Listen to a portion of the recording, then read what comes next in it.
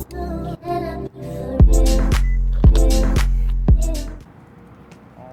my bruh. Chat, they're closed. Damn, it's Sunday today. We're supposed to take Yuzu for grooming. Now she's gonna be even more stinkier. And I just remembered it's Sunday. And you didn't say anything? Well, like I said, I just remember it's Sunday.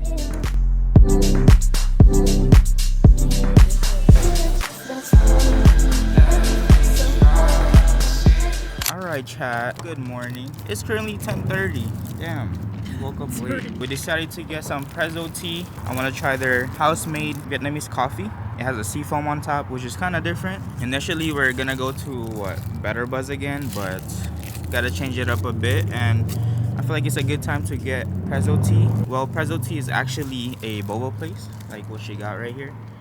Tell me what you got. Yeah, winter melon and Hajicha milk tea. They're rated out of 10. I got 8.5. Damn, that's sweet. So sweet. Okay, so since this is my first time actually trying it, should I mix it or not? I should? Is it not gonna make the flavor blend? This is pretty strong, so.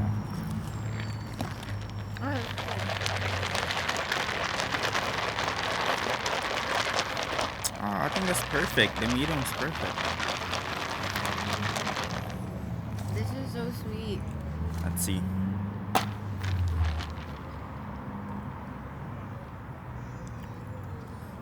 Oh. I don't like that one. Wait, it's like different. It's not the coffee that I make at home. They've got coffee. You think it's because it has the seafoam? Wanna try it?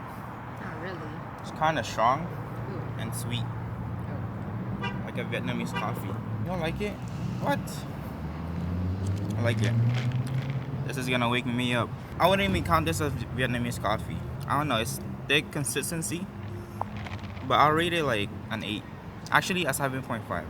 But it's good though, so I don't know. Maybe an 8. I like it. I don't know why I was expecting to have boba in here. You said no toppings. Well, I don't get toppings from my coffee. Exactly. Yeah, So why were you expecting boba? because we're at prezzo tea. I usually get boba here. The plan today is we're working on the GS. I got the GS mod yesterday and it passed. Let's go. So that's actually the first step on making that shit a daily. I had to change the headers, the OEM headers. The one that it came with has a lot of cracks, so I changed it, replaced it, and then I replaced the gas cap. I just replaced everything that has to do with the evap system. And yeah, we get to smog it and pass. But right now I'm planning to change the transmission pan and probably put on the coilovers. Might as well since I'm off. I go back to work tomorrow again, so we're trying to get everything done as soon as possible just so we can work on the ND Miata. I think that's my plan today. I feel like the transmission pan's gonna be easy. I also hope that leak, because if it's not, then that's a bigger issue in the future. The drain plug on the transmission pan is stripped, so it's possible that the leak is coming from there. Also, I think the gasket is just shot, so it's time for a change. Okay, so we're gonna do a quick run at AutoZone just so I can get some parts for the GS. I need a transmission filter and some hardware because I don't want to reuse the hardware that I'm using right now. It's kind of old, so dealing with leaks is just so annoying. Can I get a transmission filter for 2000 Lexus GS300? Alright, so we just got back home and we went to AutoZone and O'Reilly's, but they didn't have the hardware that I need, so I went back to AutoZone, but it turned out that I bought the wrong size. So I went to O'Reilly's next door and then they didn't have any hardware, so I went back to AutoZone because I looked it up and they said that they have a hardware that I need, but they only have one set.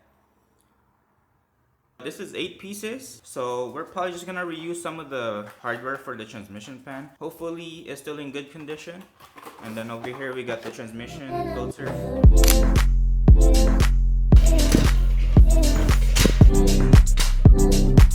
Alright, before we change the trans pan, we gotta of course drain the oil. Yeah, this bolt on this is literally loose, bro. Just because the pan itself is stripped. So it's definitely leaking from there. It's also leaking from the hardware, which is kind of concerning. My guess is the gasket is shot.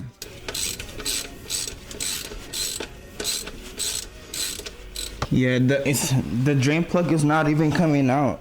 The drain plug is not even coming out, so I'm gonna try to use the impact gun, just because the drain plug is just spinning, and like I said, it's stripped. So we're gonna try to use the gun and see if it works.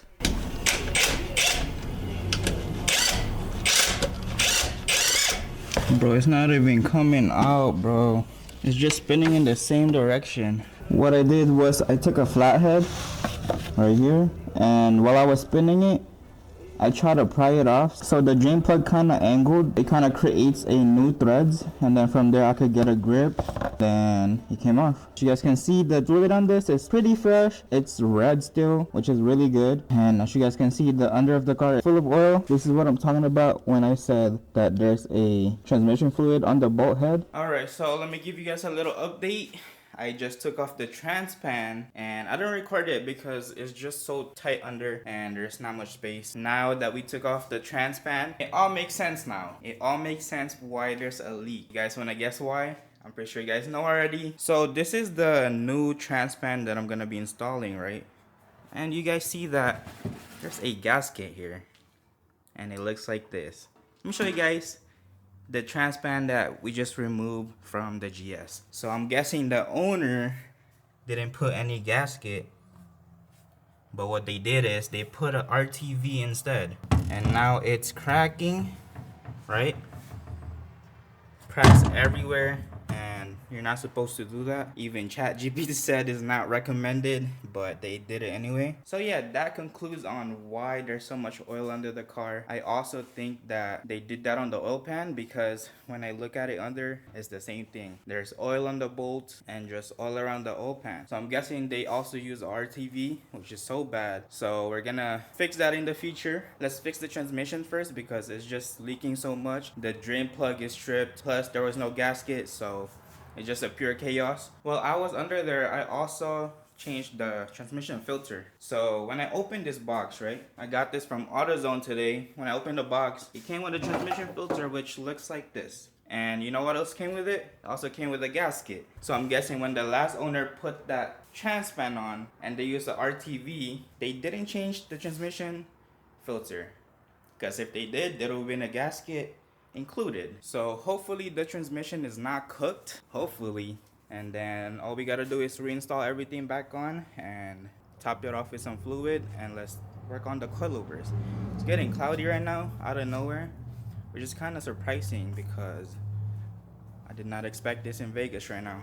Alright, so it's been a couple hours. I know. It took me quite a while to install the transmission pan. I was struggling on this part right here. Let me show you guys. So I was struggling lining this up on the car, and it took me a while. There was also no space under the car, so all those hardware bolts, I gotta keep moving, switching spots to tightening it, because I couldn't see it or get to it from my spot. So now that it's fully installed, let me show you guys. Alright, so we installed the transmission pan, as you guys can see. Now I just gotta fill it up and put the car down. I also want to change the coilovers, but man, getting up and switching spots got me tired. But I really want to knock the coilover down today, since I work tomorrow, and get this thing really drivable after that. Now that there's gasket on the transmission pan and the drain bolt is not stripped anymore, it should be mint. I know the oil pan needs some work still.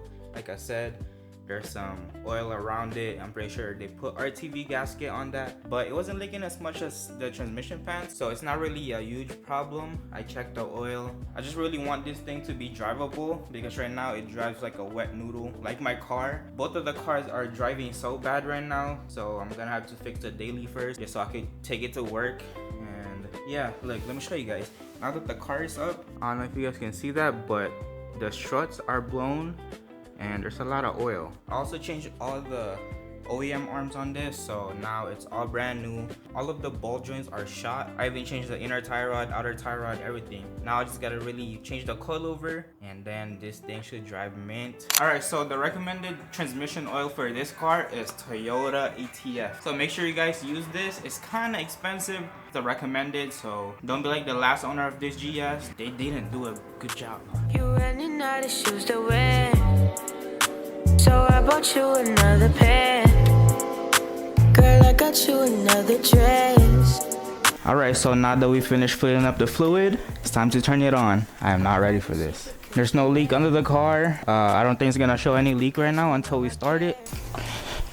Alright.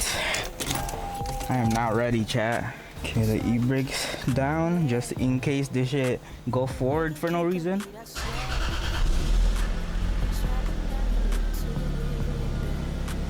Right. Let me check underneath if there's any leak.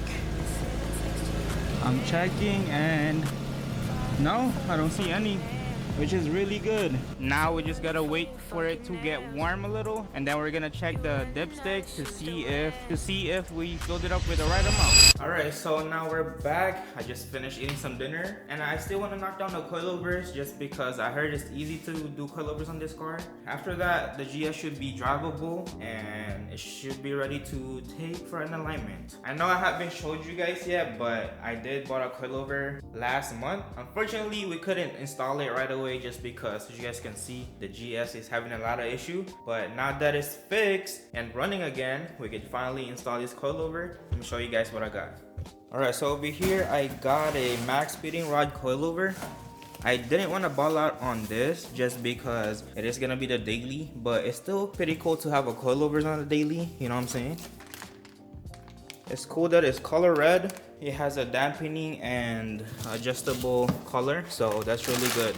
I mean, I heard a lot of people talk negative about the brand, but it's gonna be way better than the coilover right now. The coilover right now is a Tane brand and it doesn't have any dampening or adjustability, so this is definitely an upgrade for the GS, and hopefully I could make it stiffer just because the car is long, as you guys can see, and it'll be bouncy, so we gotta make that stiff by installing this. What did I do to deserve you? Don't even know what I did. Been praying on this since a kid. I guess it's just luck if you say so. Alright, so this is what we're working with. I don't know if you guys can see that. Yeah, it's leaking. It's super dirty, and pretty sure that color is supposed to be green and now it's yellow because Tane coilovers are green, and it's probably oxidized from how long this coilover has been here on the car. So it should be pretty simple for this car. I only have to take off the upper arm, take this nut off, and then probably pull a ball joint puller, and then the sway bar, I think, or the end link. Take that off, and then everything, and then of course the coilover bolt, then everything should pop off. Then that should be it for the front. I'm trying to get this fast as soon as possible. It is 6:10, so hopefully we could finish around maybe 8. So you could probably test drive it. So yeah, let's get it. How you get all of that body and face though? What kind of water they serving in clay cold? This is me talking, it's not DNA ho. Ready to pop out, but we gotta lay low. I really gotta calm down. Alright, a little update. Now we finished on this side, and putting it back on was low-key tricky. So I thought the process would be in reverse when I took it off, but I basically had to redo everything because some things are not lining up, like the end link. I had to install the end link first and then put on the coilovers. So now I know what to do on the other side, and hopefully it's way faster this time. It is getting late, so I don't think I'm gonna do the rear today. I know. I thought the GS coilovers was gonna be easy, but it's a learning lesson. I haven't really touched this car suspension wise, so at least we're learning. But yeah, we're gonna touch the GS on my day off, which is in like 2 days, just so there's light too, because right now it's very hard to work on the car when it's just so dark in here, and my flashlight runs out of battery hella fast, so I'm charging it right now. But yeah, I'll see you guys in the next clip. Alright, so this is now the next day. The coilovers are now on. I didn't record the rears because I had to do it ASAP, and I have another video to film tomorrow, so I had to get it done. But right now it's gonna be the first test drive, and we'll see if it makes any noise, and let's see how comfortable this shit is. I put the dampening on full stiff, so we'll adjust from there, but if it's good, then we'll stay on here, because this is a big car, so I don't even think it really matters. Oh yeah, see? I feel like the stiffness is perfect, so I don't think I'm gonna soften the dampening up. Yeah. Cause like I said, this is a huge car, and there's a lot of, it's a pretty heavy car too, so Yeah, see? There's right? no noise on the... It's so comfortable. It's not really stiff. All right, so let me show you guys the fitment. Here we go with the good lighting, hopefully. So I had to adjust the rear because it was sitting too low, and the exhaust for this car is sitting way too low. So I tried to tug tires, but sitting way too low, so I had to raise it up.